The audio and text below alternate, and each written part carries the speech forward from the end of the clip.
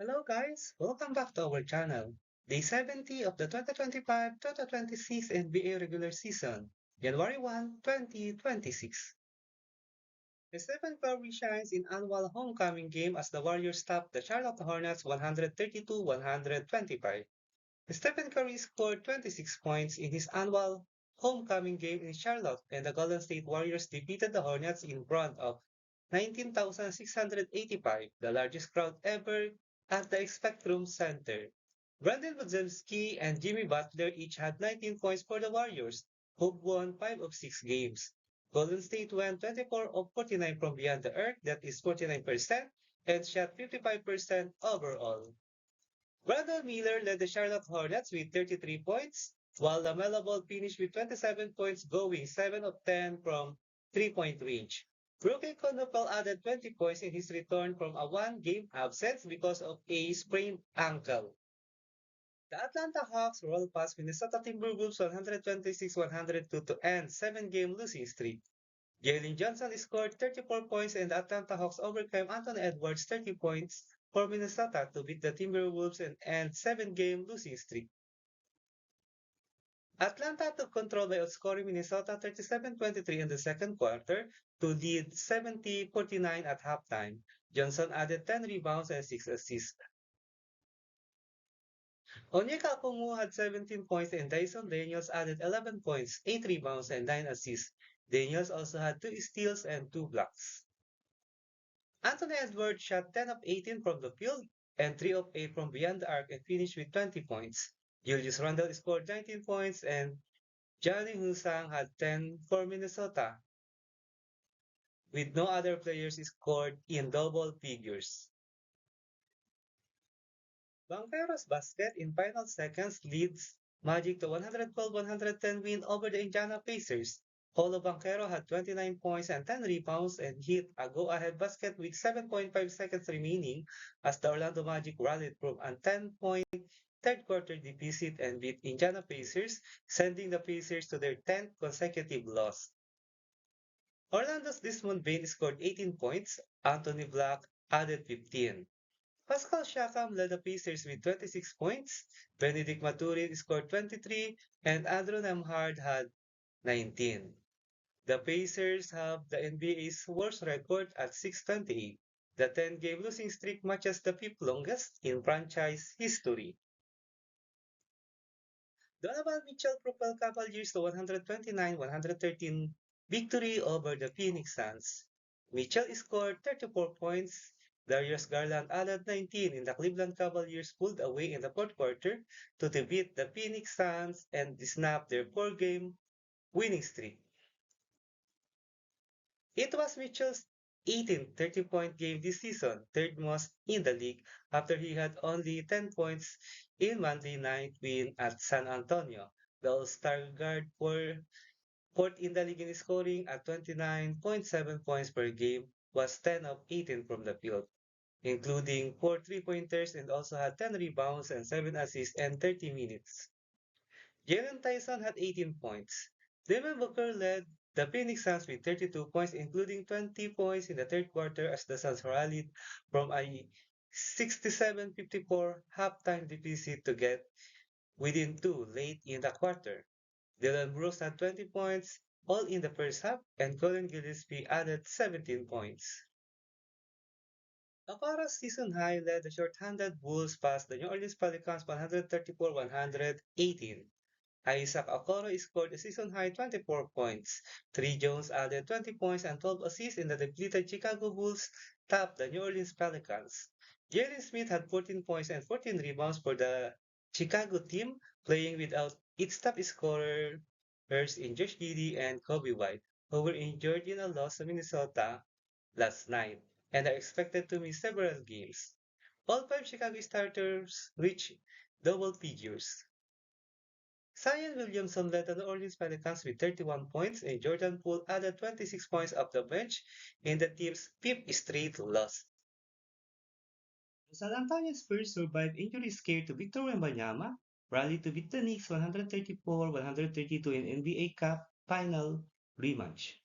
Julian Champagny had a career-high 36 points, and the San Antonio Spurs survived an injury scare to Victor Wembanyama, rallying to beat the New York Knicks in a rematch of the NBA Cup final. Wembanyama finished with 31 points and 13 rebounds in 24 minutes before limping off the court with an apparent leg injury in under 11 minutes remaining.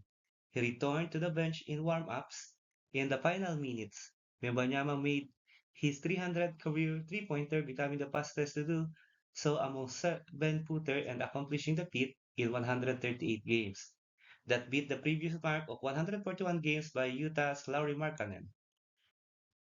The Aaron Fox added 26.7 rebounds, 3 steals, but shot 1 of 8 from beyond the arc. New York's Jalen Brunson had 29 points, including a three-pointer at the close of regulation after stripping Keldon Johnson of possession as he celebrated with San Antonio's bench. Karl Anthony Towns and Jordan Clarkson added 20 points apiece for New York Knicks, who had a three-game winning streak halted. Denver Nuggets hold up Toronto Raptors to win with 106-103 without injured Nikola Jokic. Peyton Watson scored 24 points, Jamal Murray had 21, and the Denver Nuggets won their first game without injured center Nikola Jokic by beating the Toronto Raptors. Denver came in 13-23 over the last 5 seasons when Jokic wasn't in the lineup, but held on down the stretch to win a two-game slide. Valenciunas finished with 17 points and 9 rebounds in 23 minutes against his former team as Denver won its fifth straight meeting with Toronto. Scottie Barnes led the Toronto Raptors with 20 points, 14 rebounds, 10 assists for his eighth career triple-double and second in 3 games. Ingram finished with 30 points, missing 2 of 7 attempts from distance. Emmanuel quickly added 22 points. McCollum's jumper in final seconds leads the Washington Wizards to 114-113 win over the Milwaukee Bucks. CJ McCollum made a go-ahead pull-up jumper with a second remaining to give the Washington Wizards a victory over Giannis Antetokounmpo and the Milwaukee Bucks. McCollum's winner capped an 18-point performance. Alex Sarr and Bob Carrington each scored 20 points.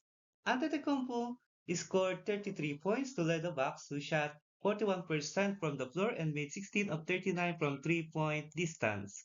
Kevin Porter Jr. scored 19 points and Ryan Williams finished with 16 for Milwaukee, which had won 2 in a row and was looking for its first three-game win streak of the season. The Oklahoma City Thunder topped the Portland Trail Blazers 124-95. Shai Gilgeous-Alexander scored 30 points in three quarters, and the Oklahoma City Thunder rolled past the Portland Trail Blazers for their third straight win. Alexander sank 11 of 15 field goals and all 7 of his foul shots. He scored at least 20 points for the 105th consecutive game.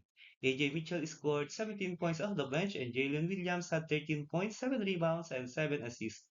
Oklahoma City made 44 of 90 shots and converted 25 Portland turnovers into 28 points. Two-way player CD Sissoko scored 19 points on 7 of 10 shooting for Portland.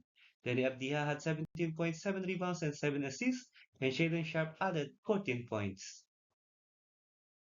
Let's proceed to the NBA regular season games scheduled on January 2, 2025. Parang Singun in the Houston Rockets will try to add up to their three-game winning streak as they visit Michael Porter Jr. and the Brooklyn Nets in Barclays Center at 7 a.m. Philippine time or 7 p.m. Eastern time. The streaking Miami Heat, led by Norman Powell, will be tested against East-leading Detroit Pistons, led by Cade Cunningham, in Little Caesars Arena at 8 a.m. Philippine time or 8 p.m. Eastern time. Tyrese Maxey and the Philadelphia 76ers will go up against Cooper Flag in the Dallas Mavericks in American Airlines Center at 9:30 a.m. Philippine time or 9:30 p.m. Eastern time. The struggling Sacramento Kings, led by DeMar DeRozan, who currently had two-game losing skid, will face Jalen Brown and the Boston Celtics in Golden One Center at 11 a.m. Philippine time or 11 p.m. Eastern time. James Harden and the Los Angeles Clippers will try to continue their momentum and extend their five-game winning streak against the visiting Utah Jazz led by Lauri Markkanen in Intuit Doom at 11 a.m. Philippine time or 11 p.m. Eastern time. Let us have the NBA current team standings as of January 1, 2026. Let's start with the Eastern Conference team standings for day 70. 15 Indiana Pacers 6 and 28 record with 10-game losing skid. 14 Washington Wizards 8 and 24 record. 13 Brooklyn Nets 10 and 20 record. 12 Charlotte Hornets 11 and 22 record with 2-game losing skid. 11 Milwaukee Bucks 14 and 20 record. 10 Atlanta Hawks 16 and 19 record. 9 Chicago Bulls 16 and 17 record. 8 Cleveland Cavaliers 19 and 16 record with 2-game winning streak. 7 Miami Heat 18 and 15 record with 3-game winning streak. 6 Philadelphia 76ers 17 and 14 record. 5th Orlando Magic 19 and 15 record. Number 4 Toronto Raptors 20 and 15 record. Number 3 Boston Celtics 20 and 12 record. Number 2 is the New York Knicks 23 and 10 record. And the best team in the Eastern Conference is Detroit Pistons 25 and 8 record. Let's proceed to the Western Conference team standings for day 70. 15 New Orleans Pelicans 8 and 27 record with 5-game losing skid. 14 Sacramento Kings 8 and 25 record with 2-game losing skid. 13 Los Angeles Clippers 11 and 21 record with 5-game winning streak.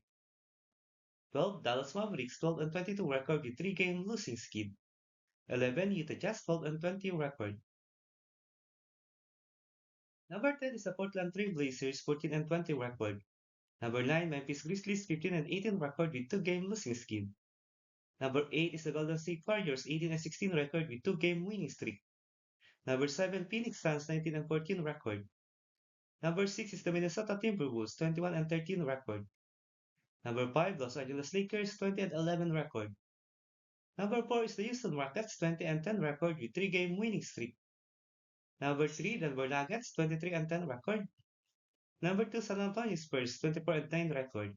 And the best team in the Western Conference is the Oklahoma City Thunder 39 wins and only 5 losses with 3-game winning streak. If you like this kind of content, don't forget to subscribe and leave a like to help our channel grow. Thank you so much everyone. See you in the next video.